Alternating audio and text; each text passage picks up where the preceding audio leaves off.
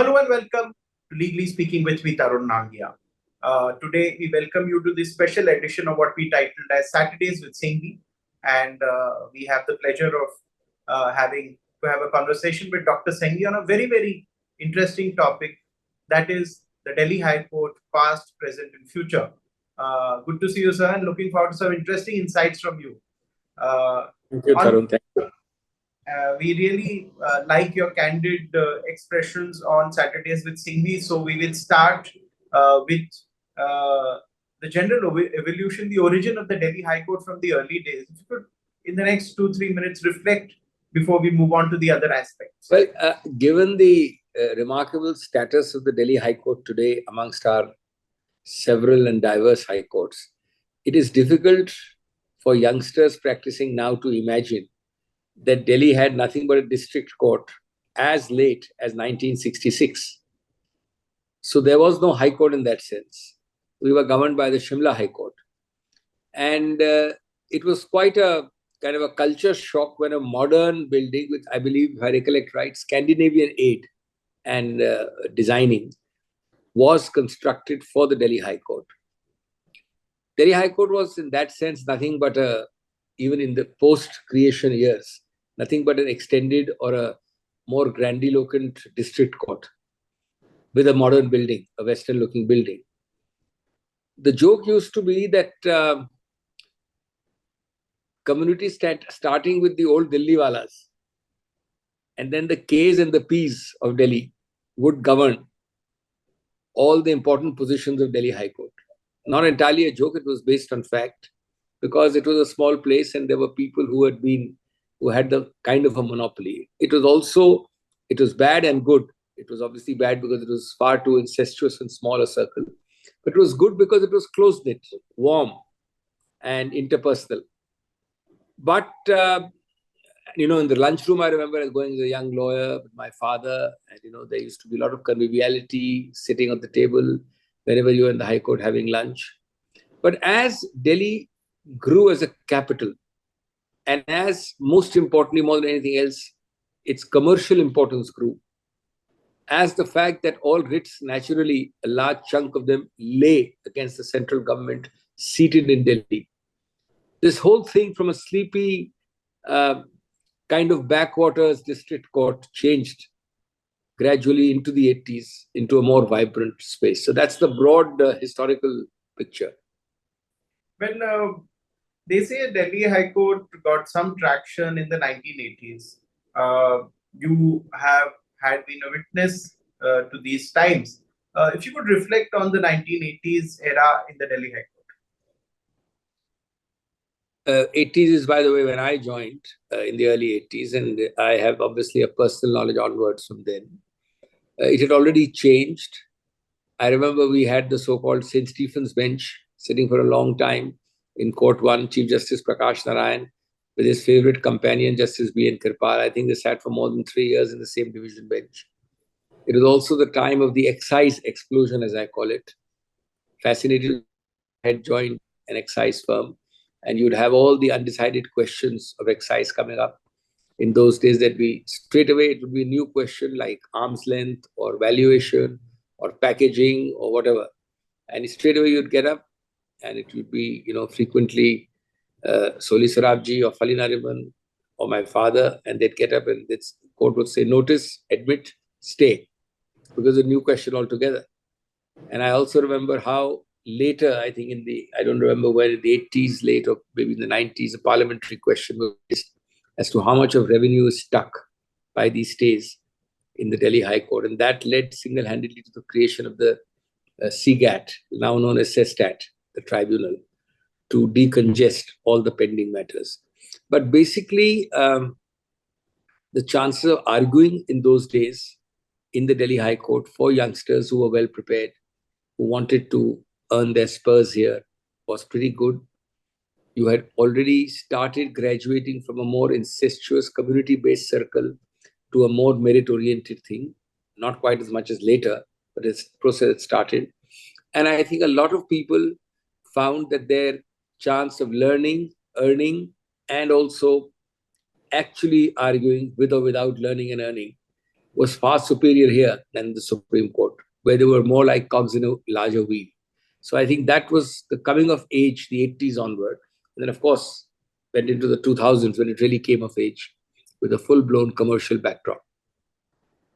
So, if you could reflect on from 80s onwards in a layered format, your personal experiences at the Delhi High Court, 80s, early 90s, late 90s, 2000s, late 2000s, Well, 2000. I don't want to take up all your program time. There's so many memories. I did a lot of work in the Delhi High Court, but one case in particular which stands out is NTPC versus Singer, the case which the Supreme Court reversed in our favor after concurrent defeats by us meaning NTPC. I was for NTPC.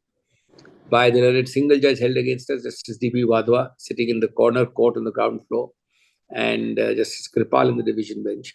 And that was astonishingly reversed, laying down a landmark judgment in international arbitration law under, of course, the now repealed 1961 Foreign Awards Act. And I earned some amount of recognition with that case in the division bench. Justice Kripal heard me quite patiently for many days. And I was done the honor later on, after the judgment, of a telephone call from P.C. Rao, who was then the law secretary in a hurry, because he had done all the legwork for the new bill, the 1996 precursor bill. And he was going to take up a very important posting, which he did for more than a decade thereafter at the Law of the Sea Tribunal. So he wanted to wrap it up. And he suddenly was faced with this dissonant and disharmonious NTPC Supreme Court judgment, which I had the pleasure of arguing with Mr. Shanti Bhushan in the Supreme Court. So he was advised to talk to me to say how to get rid of this, what was seen as an anomaly of the 1961 Act. And I was a relatively junior lawyer, and I advised him that he should by no means repeat Section 9 of the old 61 Act in the new 1996 Act. And of course, hope that better drafted contractual clauses come up. And he took that advice. And that was, in a sense, my input into the 1996 Arbitration Act. But there were many other examples. I mean, I did a J.P. Sharma case. I did cases with not so much money. I did heavy commercial cases. I learned a lot of excise law. So it was a fun place. And I think a better place with better opportunities for youngsters and new entrants, where they'd be given a relatively more patient hearing than the Supreme Court. Okay. Well, when you look at the Delhi High Court and you compare it with the other high courts in the country, how has been the evolution and commercial importance of Delhi High Court? How did it gain so much in the recent years? Well, I would first and foremost, Tarun, unhesitatingly say that, and this is not meant as pejorative for any or laudatory for anybody else, Delhi High Court by far is the best high court in the country. Whether one admits it grudgingly, whether one admits it large-heartedly, whether one admits it indirectly or directly. And as counsel, as senior counsel, I've had the privilege of appearing in every high court in the country. Not once, but many times. What are the parameters of calling it, inverted commas, best? Best can be a subjective phrase. Which high court do you know of, Tarun, that the last 20 odd years, you get a guaranteed next day listing if you file defect-free before 11 o'clock today? I know of very few high courts. Second, I know of many high courts conversely, where I have myself mentioned not once but 10 times, spread over months to get a listing for the first time. Third, you'll be astonished that this happens even for bail applications. A bail application, by definition, without saying so, is an urgent matter of liberty. I file a bail, and before the first listing, it can take months in some high courts. Now, these are not to be taken for granted, but cherished advantages of Delhi High Court. And not from now, from around or shortly after the time when I started law practice. Second, there is clearly a faster, a well-oiled, faster, better disposal mechanism. Thirdly, there is a far earlier achievement in electronics, emailing, internet, paperless, etc., the whole lot. Fifthly, I think a lot has changed by the induction of bright young practitioners. It would be invidious to name, but we all know the names. I can rattle off 10, 20 names. And what matters, Tarun, is not merely names, but when that collectivity of these youngsters, as I may with respect call them, when it reaches an inflection point, because then you have a collectivity where there is a convergence of views. They think the same way about electronics, they think the same way about filing, they think the same way about computers. So that has happened, I would say, some years ago, not now, in the High Court. And you've had a very good crop of lawyers who have become judges. And the High Court today is running on their shoulders. All of them work till 9 o'clock. They don't go home before that. They may take a break for some badminton or some gym before that. They are very sincere. They are savvy. They are tech savvy. They don't hesitate to use, and they use technology, and they use common sense above all. So sometimes, that sight you get of a different generation biding away his time because he doesn't really like the job, he's bored of the job, he doesn't have any particular urge to work hard. That is a diminishing tribe in the Delhi High Court. And I think that's a very great asset. I've not found that degree of an inflection point in a collective sense. You may have one or two brilliant individuals in X High Court or Y High Court, but I've not found a collectivity of that convergence to the degree and the extent I find in the Delhi High Court. I'm very proud of that. One thing I want to know from you that the 80s generation is popularly called as the millennial generation. Very soon, Delhi High Court will have judges from the millennial generation, boys and girls who were born then in the 1980s. Now they are in their early 40s, so to speak. How do you see the court changing in future? Because this generation is different than the other generations. I see it as a good sign. I see it as a sign which I'd rather like to look forward to.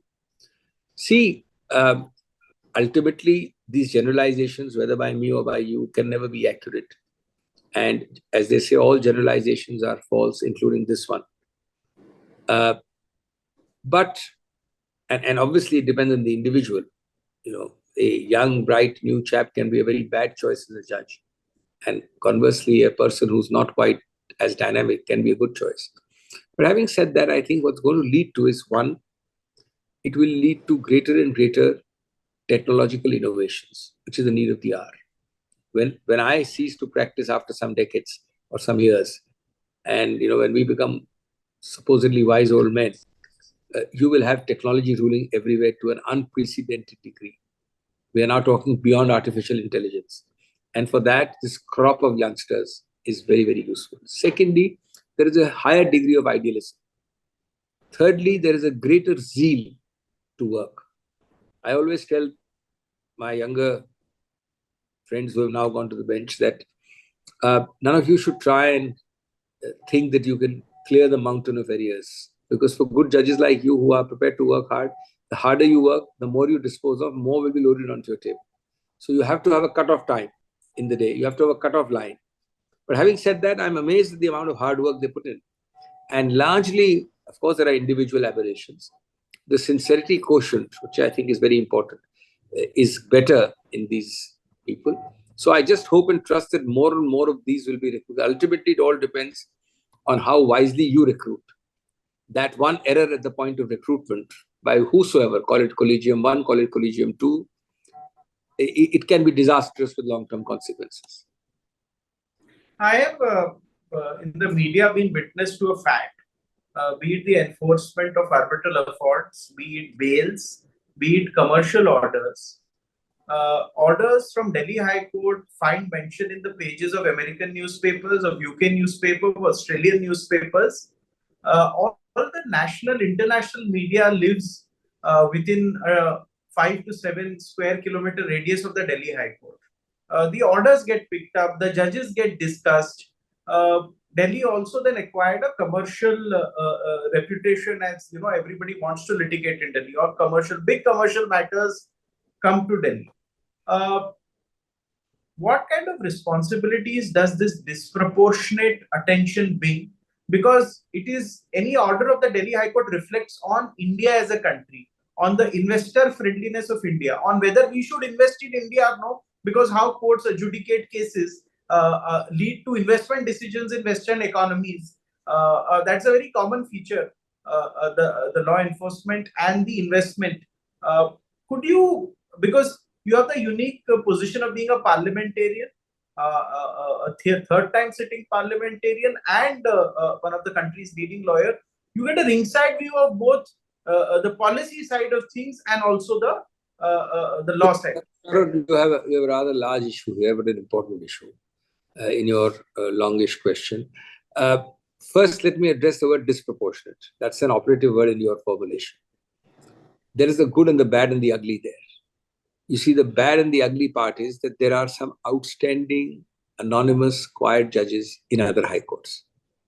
I go to all high courts and I'm sometimes stunned by the quality you have. In far lesser numbers, no doubt, but still, in remote high courts. Those poor chaps are doing a good hard day's work without really sufficient recognition, because, as you use the word, disproportionate glory is hogged by the Delhi High Court merely by reason of it being the capital. Now, that's not very good for the overall system.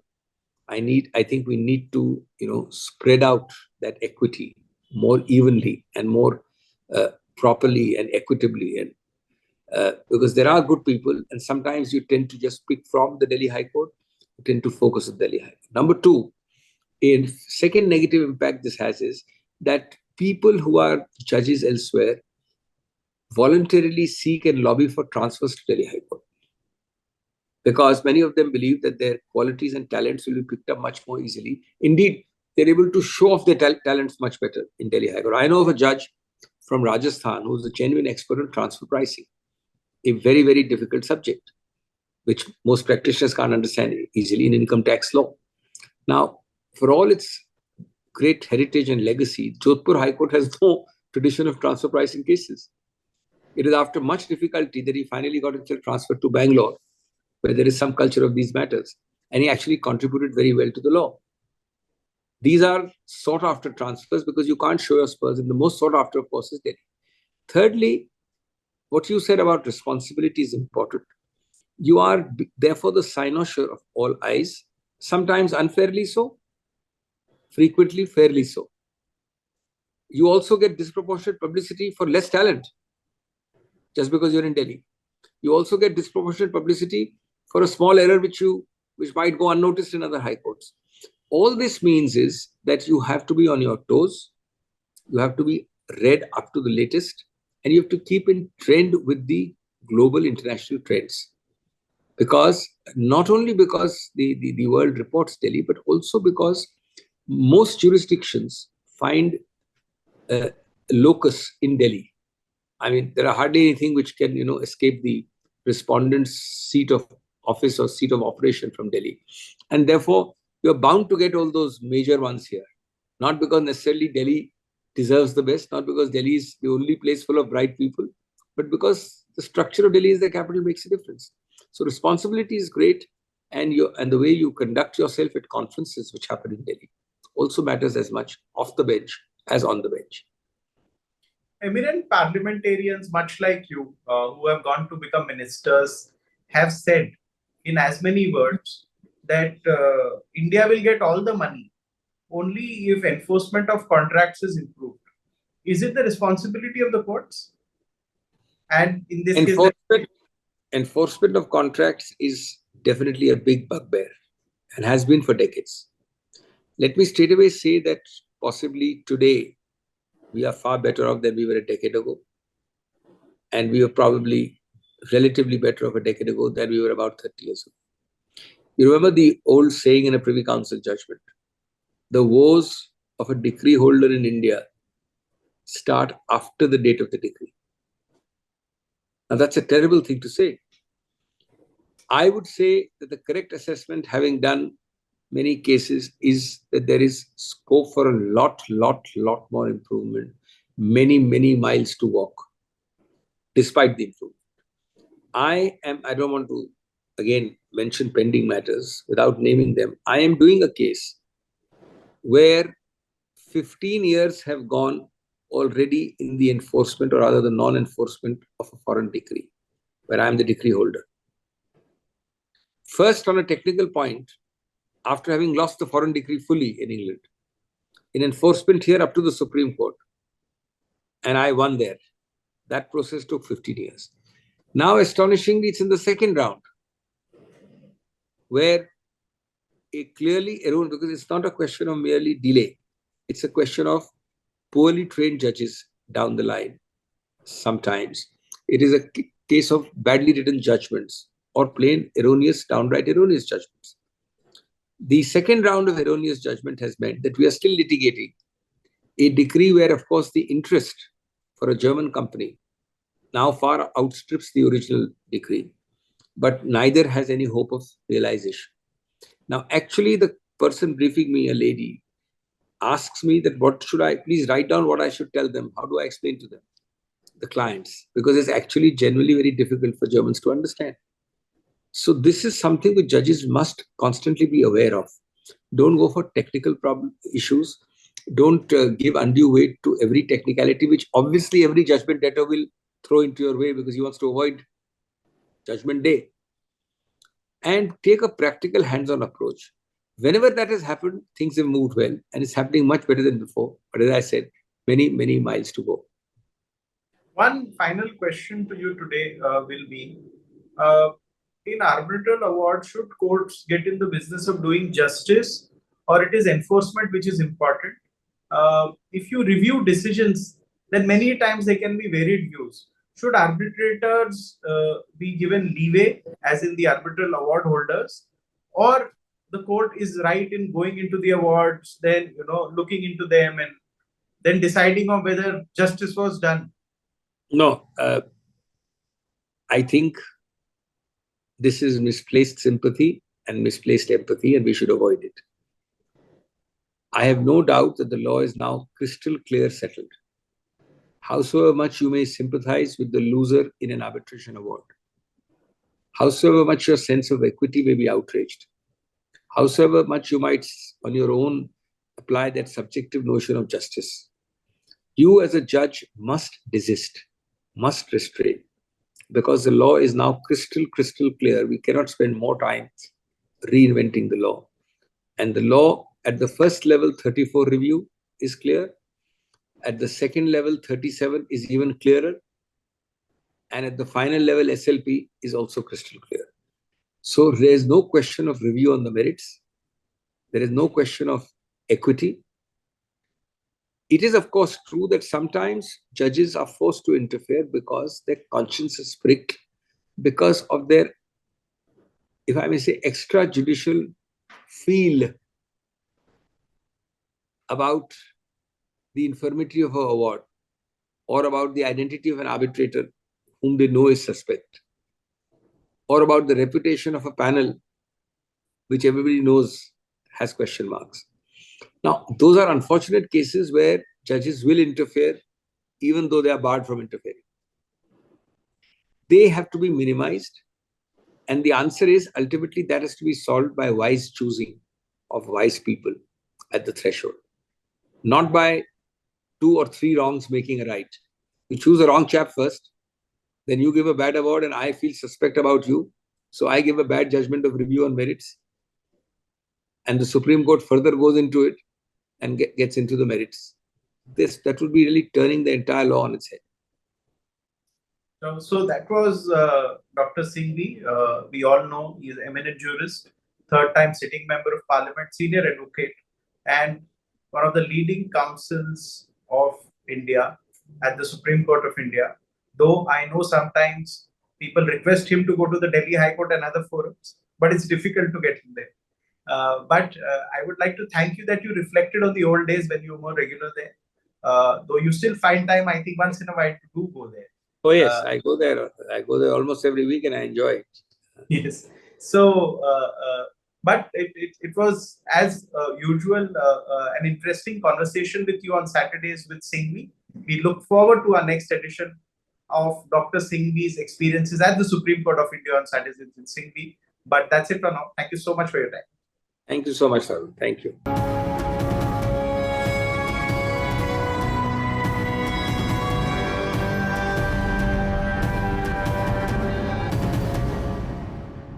For more such videos, subscribe to the NewsX YouTube channel, hit the bell icon.